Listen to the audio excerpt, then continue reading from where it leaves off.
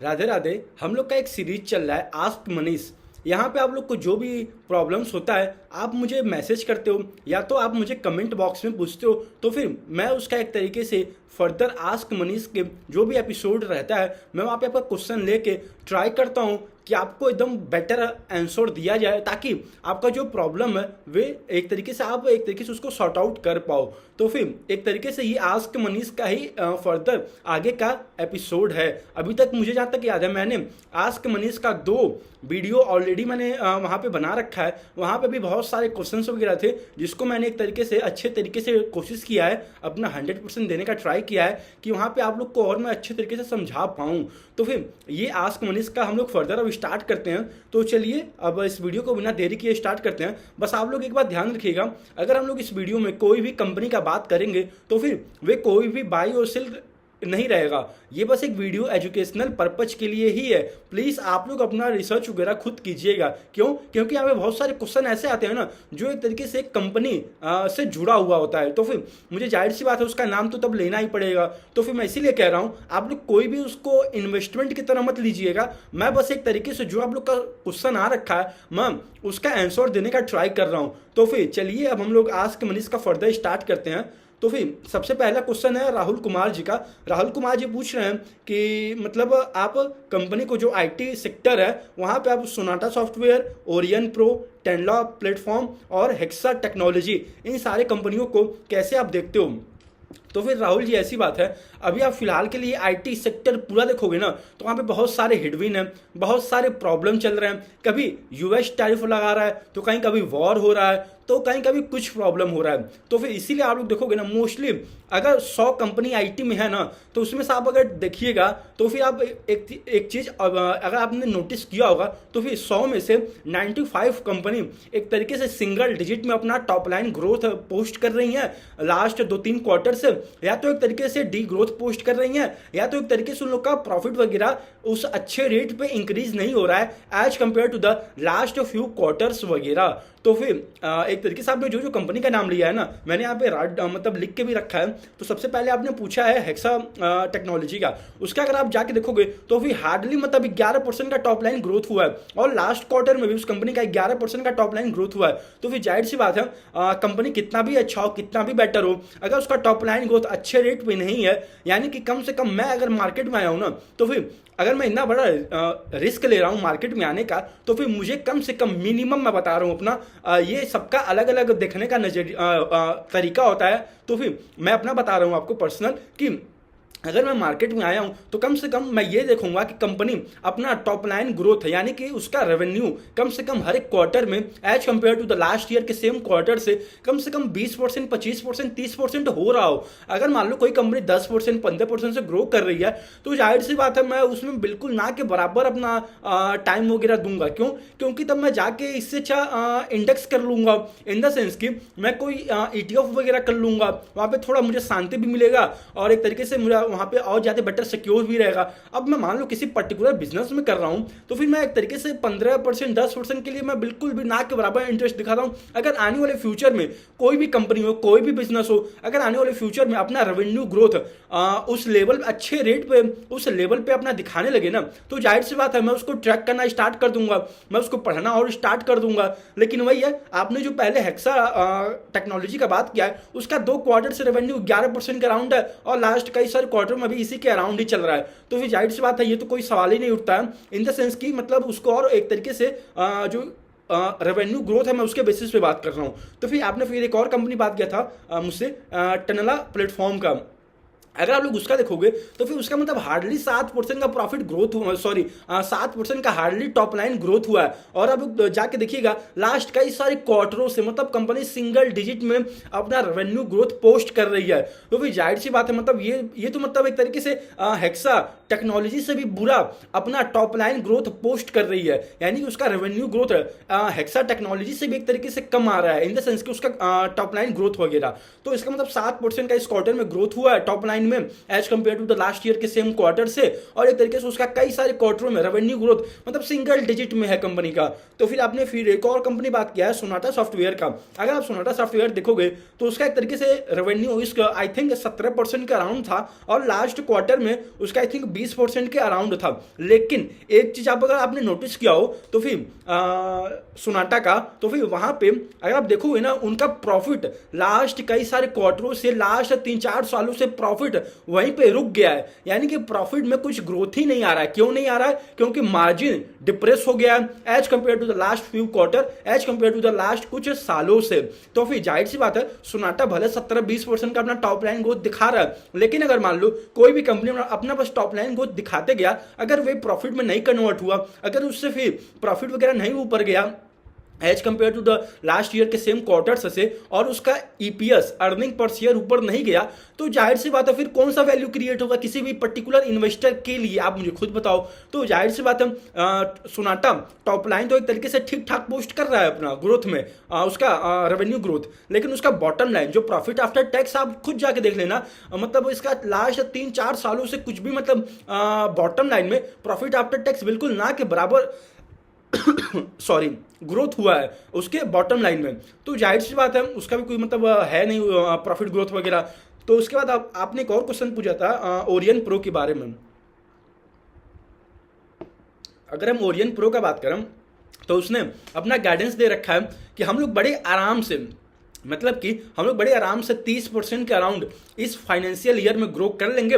और कंपनी का आप देखोगे तो उसी के अराउंड 29% के अराउंड इन लोग का टॉप लाइन ग्रोथ हुआ था इस क्वार्टर में, और एक तरीके से गाइडेंस भी उन लोग का 30% के अराउंड। लेकिन आप एक चीज देखिएगा, ओरियन प्रो में या फिर कोई भी आईटी कंपनी में वहाँ पे कुछ एक तरीके से यूएसडी, जो एक तरीके से यूएस डॉलर वगैरह थोड़ा अप्रिसिएट हो गया था ना, तो उसकी वजह से इन लोगों को रेवेन्यू में कुछ ज़्यादा थोड़ा सा और बम्प अप मिल गया। Bump up in the sense कि जो एक तरीके से यूएस डॉलर था वे as compared to the last year के सेम क्वार्टर से थोड़ा इस क्वार्टर में इंक्रीज हो गया है। तो फिर उसकी वजह से भी 4-5% का इन लोग को रेवेन्यू में प्लस यानी गेन देखने को मिल गया। तो फिर वे सब चीज़ें भी आपको हटा के देखनी पड़ेंगी। तो आप लोग वैसे देखेंगे तो अगर हम लोग वैसे नॉर्मल रखें चीज़ों को, ये तो एक तरीके से थोड़ा सा एडवांस हो गया इन द सेंस कि जाके यूएसडी का देखना कि फिर उसको हटा के देखना कि क्या एक तरीके से फिर ग्रोथ बनना है, लेकिन हम लोग उसको हटाते हैं फिलहाल के लिए, हम लोग नॉर्मल देखते हैं। नॉर्मल इन द सेंस कि कंपनी का एक तरीके से इस क्वार्टर में 29% का ग्रोथ हुआ है, कंपनी का गाइडेंस है 30%। लेकिन वही है, पूरे आईटी सेक्टर में जब हेडविन है तो ये कंपनी आई थिंक एक तरीके से 30% के अराउंड ग्रो कर रही है। और आई थिंक एक और कंपनी है आईटी साइड में कोफोर्ज ओरियन से बहुत बड़ी कंपनी है, ठीक है, लेकिन उनका ग्रोथ आप जाके देखोगे ना, मतलब वे हर एक क्वार्टर में मतलब आई थिंक 30% 35% के अराउंड ग्रो कर रही है कोफोर्ज भी। और आप लोग जाके देखिएगा लास्ट क्वार्टर में आई थिंक 40-50% के अराउंड कोफोर्ज ने ग्रोथ दिखाया था।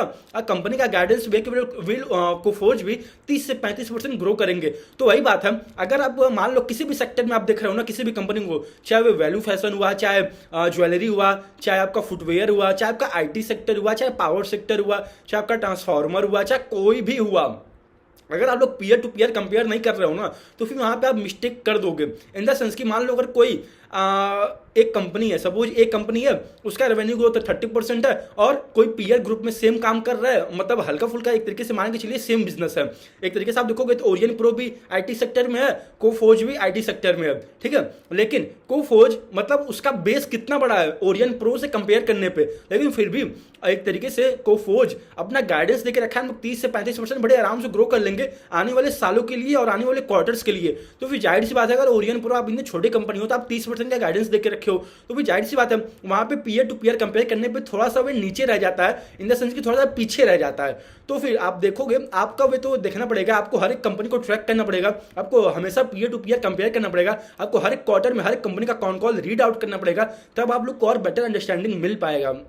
तो फिर आई थिंक मैंने सारों को बता ही दिया है। आपने जिस कंपनी का बात किया था उसमें से मोस्टली का एक तरीके से रेवेन्यू ग्रोथ या तो प्रॉफिट ग्रोथ बिल्कुल ना के बराबर है। फिर उसके बाद आपने एक ओरियन प्रो का पूछा, तो ओरियन प्रो का अच्छा है, लेकिन पीयर टू पीयर आप अगर कंपेयर करोगे तो फिर वहां पे आई थिंक थोड़ा सा प्रॉब्लम क्रिएट होगा, इन द सेंस कि उससे बेटर कंपनी मार्केट में इन द सेंस कि आईटी सेक्टर में अवेलेबल है। तो फिर जाहिर सी बात है आप उसको और या फिर जो भी और है उसको आप थोड़ा और स्टडी करो, देखो कि क्या एक तरीके से आने वाले क्वार्टर्स में क्या होने वाला है। जब एक एक तरीके से आईटी सेक्टर में जब टेलविंड आएगा तो फिर कौन से कंपनी को ज़्यादा बेनिफिट मिलेगा, जो अभी फिलहाल के लिए उतना बेनिफिट नहीं मिल पा रहा। तो वही है, आपको एक तरीके से एक्टिव हमेशा रहना पड़ेगा, यानी कि आपको हमेशा चीता की तरह एकदम पूरा समझ लो भागना पड़ेगा, और एक तरीके से आपको हमेशा एक्टिव रहना पड़ेगा, एकदम तंदुरुस्त रहना पड़ेगा। यानी कि आपको मतलब हर एक क्वार्टर में हर एक कंपनी को देखना पड़ेगा, ट्रैक करना पड़ेगा, तब आपको बेटर और अंडरस्टैंडिंग मिल पाएगा। तो फिर चलिए अब हम लोग नेक्स्ट क्वेश्चन ले लेते हैं। 1 सेकेंड। तो नेक्स्ट क्वेश्चन है संध्या जी का। ये पूछ रही हैं, सर जी मेरे पोर्टफोलियो की कंपनी की सेल्स ग्रोथ 22% है, तो क्या मेरा रिटर्न एक्सपेक्टेशन भी अराउंड 20% होनी चाहिए?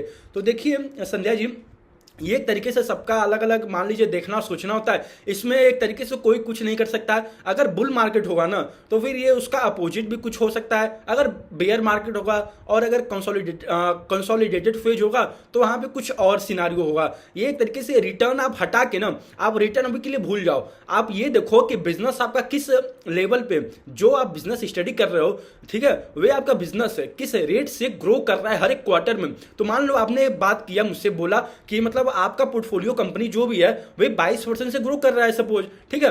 अब मान लो वे कंपनी कोई भी सेक्टर में हो सकता है। हम लोग एग्जांपल के लिए बात कर लेते हैं, वे कंपनी होगा मे बी आई थिंक, अगर एग्जांपल के लिए बोल रहे हैं तो फिर मान लो अगर वे ज्वेलरी सेक्टर में सपोज, ठीक है, अगर आपका कोई भी ज्वेलरी सेक्टर में कंपनी है, अगर वे 22% से ग्रो कर रहा है तो आपको तो वे अच्छा लग रहा होगा, लेकिन आपने क्या ये देखा कि उसका लास्ट फ्यू क्वार्टर से क्या ग्रोथ रेट था। अगर मान लो वही सेम कंपनी जो आप 22% का आपका ग्रोथ आया है सपोज, ठीक है, और उसका लास्ट 3-4-5 क्वार्टरों से वे कंपनी एक तरीके से 15% से ग्रो कर रही है, और उसने इस क्वार्टर में आके 22% का टॉप लाइन ग्रोथ दिखा दिया, तब तो ठीक है, आप उसको और ट्रैक करो, देखो कि क्या तब ये 22% जो ग्रोथ हुआ है इस क्वार्टर में, क्या ये आने वाले क्वार्टर्स में मेंटेन रहेगा। अपने कॉन कॉल में मैनेजमेंट क्या फर्दर बता रहा है, ठीक है। अगर ये सिनारियो है तो और उसको अच्छे से ट्रैक करो, ठीक है। लेकिन और अगर मान लो इसका अपोजिट है, अपोजिट इन द सेंस की वही जो आपका 22% जो आपका कंपनी है जिसने इस बार के क्वार्टर में रेवेन्यू ग्रोथ पोस्ट किया है as compared to the last year के सेम क्वार्टर से, तो फिर आप मान लो अगर वही सेम कंपनी लास्ट कुछ क्वार्टरों से अगर 30% 40% से ग्रो कर रही होगी ना, तो फिर वहां पे आपको थोड़ा सा सतर्क बनना पड़ेगा। क्यों? क्योंकि वे कंपनी लास्ट 3-4-5 क्वार्टरों से पहले, यानी कि पहले से वे 30% 40% 50% से ग्रो कर रही थी, लेकिन इस क्वार्टर में अगर वे आके 22% से ग्रो करने लगा तो वहां पे थोड़ा सा प्रॉब्लम क्रिएट हो सकता है। क्यों? क्योंकि जो भी पुराने लोग होंगे ना, वे एक तरीके से उस कंपनी में या फिर उस बिजनेस में ये देख के आए होंगे कि भाई इसका 40% ग्रोथ है, 50% ग्रोथ है, लेकिन अब इस क्वार्टर में 22% हो गया, तो ये जो ग्रोथ 50% का था वो 22% आ गया, तो वहां पे प्रॉब्लम क्रिएट हो सकता है। मैं ये नहीं कह रहा हूं कि 22% खराब है, मैं एक तरीके से कंपैरिजन बता रहा हूं आपको। तो फिर अगर मान लो वे कंपनी, वही कंपनी जो आपने बताई, वो एक तरीके से बात किया है, कोई भी कंपनी हो, वे अगर 22% का ग्रोथ है, अगर पीछे वे मान लो पास्ट में लास्ट 3-4 क्वार्टर में या फिर 2-3 सालों में वे 10% 15% से ग्रो कर रहा हो, अगर वे इस बार आके 22% से ग्रो करने लगा और अपने कॉन कॉल में अच्छा बात करने लगा, गाइडेंस देने लगा, तब तो ठीक है, कोई दिक्कत नहीं है। आप और अभी और आपको उसको ट्रैक करना पड़ेगा। लेकिन मान लो अगर वही कोई भी बिजनेस है, अगर वो पहले 40% 50% से ग्रो कर रहा था, इस क्वार्टर में आके उसने 22% से ग्रो करने लगा, तो फिर वहां पे थोड़ा सा आपको सतर्क बनना पड़ेगा और आपको कॉन कॉल जाके रीड आउट करना पड़ेगा, देखना पड़ेगा कि क्या ये 22% वन टाइम है या फिर से कंपनी बैक टू नॉर्मल हो जाएगी, जो उसका ग्रोथ पहले आता था 40% 50%, ठीक है। अभी तो ये एक सिनारियो हो गया, अभी आपने बस उस कंपनी को ही पास्ट से कंपेयर किया, ये तो एक हो गया। अब आपको पीयर टू पीयर कंपेयर करना पड़ेगा, इन द सेंस कि मान लो आपका जो भी पोर्टफोलियो कंपनी है 22% से ग्रो किया, अब इसमें वे दोनों में से कोई एक सिनारियो हुआ होगा, या तो वे पीछे से थोड़ा स्लो ग्रोथ कर रहा होगा, अब आके अच्छा ग्रोथ करने लगा, या तो पहले से और अच्छा ग्रोथ कर रहा होगा, इस बार आके 22% किया, थोड़ा स्लो ग्रोथ किया, इसमें से कोई एक सिनारियो हुआ होगा, ठीक है।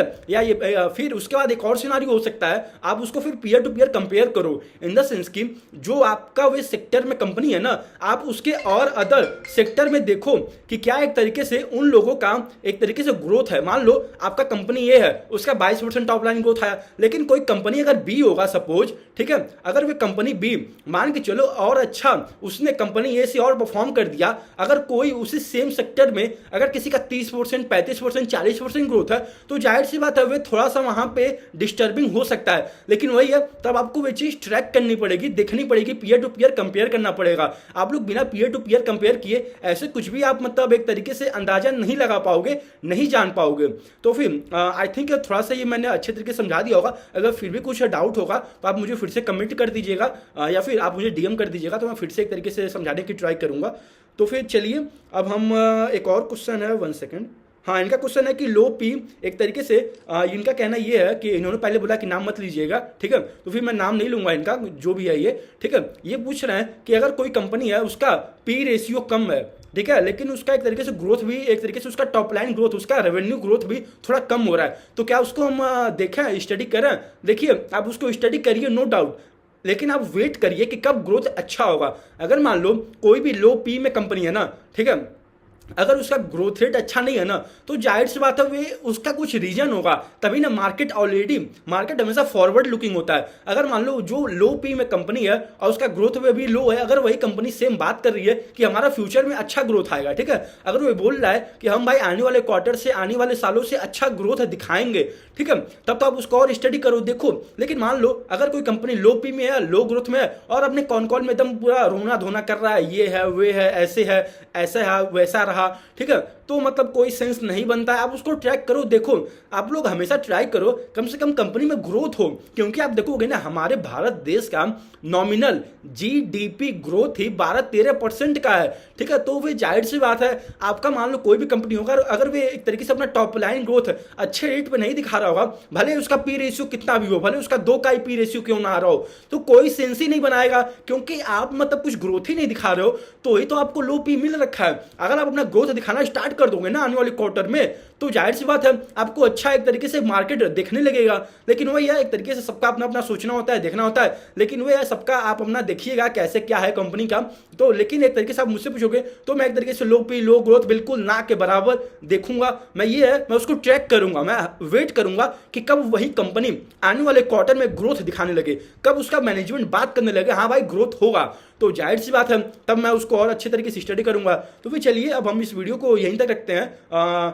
तो फिर ध्यान रखिएगा, इस वीडियो में जो भी मैंने कंपनी का बात किया है, तो फिर कोई भी उसमें से बाई और सेल रिकमेंडेशन कुछ भी नहीं है, ये बस एक वीडियो एजुकेशनल पर्पज के लिए ही है। प्लीज़ आप लोग अपना रिसर्च वगैरह खुद कीजिएगा। राधे राधे।